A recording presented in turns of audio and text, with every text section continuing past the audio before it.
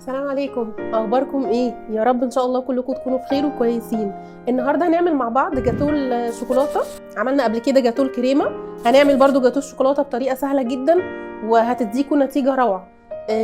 طبعا الجاتوهات ليها يعني وصفات كتير جدا جدا، هنعمل مع بعض كذا طريقه ان شاء الله في الفيديوهات الجايه، بس النهارده هنعمله بطريقه سهله. اوكي، تعالوا مع بعض نشوف المقادير عباره عن ايه. معانا هنا دقيق، كوبايه دقيق، كوبايه سكر، كوبايه ميه، كوبايه زيت، 4 معالق لبن بودره، و4 معالق كاكاو خام من غير سكر، ومعلقه ونص كبيره بيكنج باودر. ده نص باكو، الباكو 16 جرام، احنا بناخد نصه، و3 بيضات كبار. لو البيض عندك صغير هتخليهم 4. هنبتدي اول حاجه مع بعض، هنحط شويه مكونات في الخلاط بتاع العصير العادي. هنحط معانا هنا الزيت،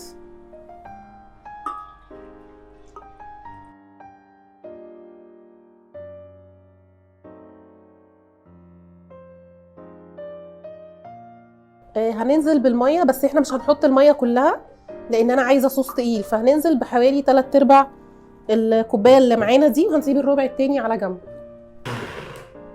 هناخد من الخليط ده كوبايه الا ربع. بصوا ده هيبقى التوبنج بتاعنا. هنكمل بقى بقيه المكونات مع بعض. هنا كان معانا بقيه الميه ربع كوبايه، هنضيفها بقى كده على المكونات، وهنضيف البيض، وهنضيف طبعا الفانيليا، معلقه صغيره بتكفي.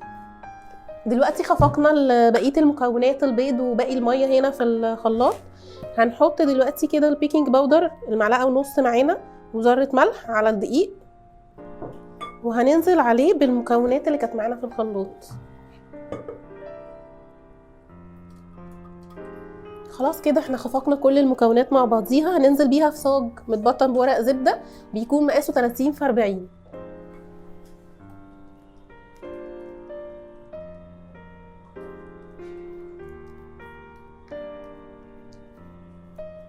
دلوقتي يا جماعه احنا صبينا الخليط في الصاج اللي هو 30 في 40.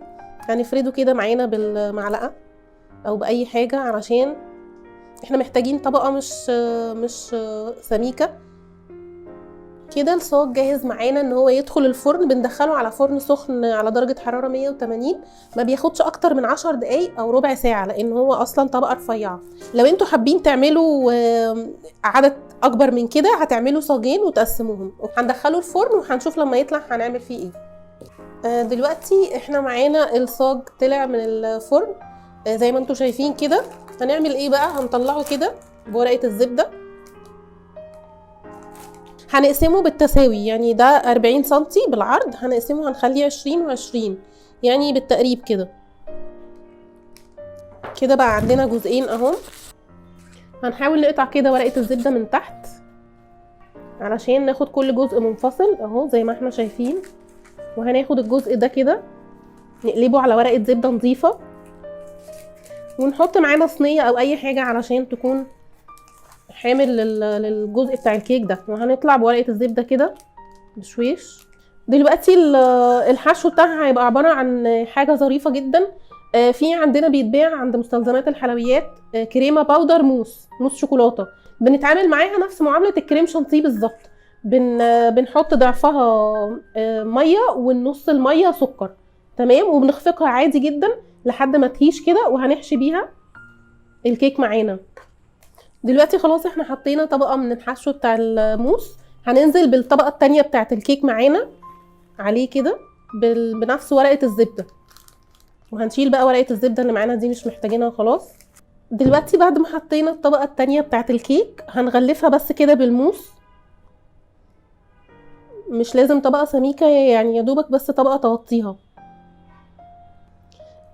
بصوا احنا كده حطينا طبقه موس كده خفيفه، وحاولنا نسويها على قد ما نقدر.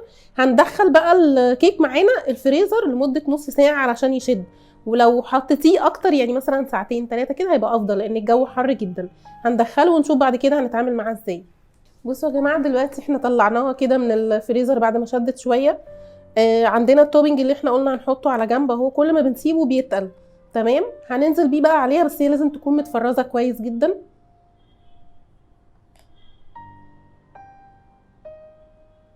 دلوقتي احنا حطينا التوبينج، هنفرده كده معانا عشان بس يكون السطح متساوي الى حد ما.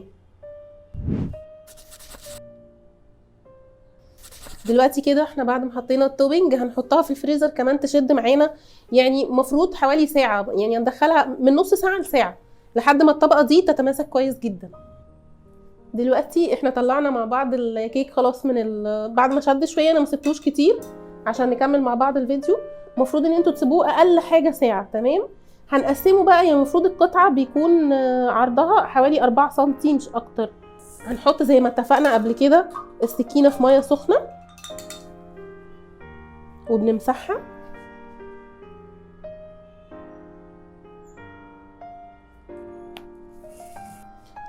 دلوقتي احنا كده بعد ما قطعناه، طبعا لو هيجمد اكتر هيديكي يعني شارب ايدج كده متساوي واحسن من كده بكتير، بس احنا ما سيبناهوش كتير في الفريزر. عندنا هنا بقى في حاجات كتير ممكن نعمل بيها تزيين. انا هنا دي شوكولاته بشرتها شوكولاته خام مش متضاف لها اي حاجه، ودي برده مبشوره بشر ناعم. عندنا بندق، وعندنا هنا برده دي هنبقى نعمل حلقه مخصوص للجرنش بتاع الشوكولاته. وفي هنا برده دي كريمه البندق بتبقى طعمها حلو جدا وبتتباع كده جاهزه.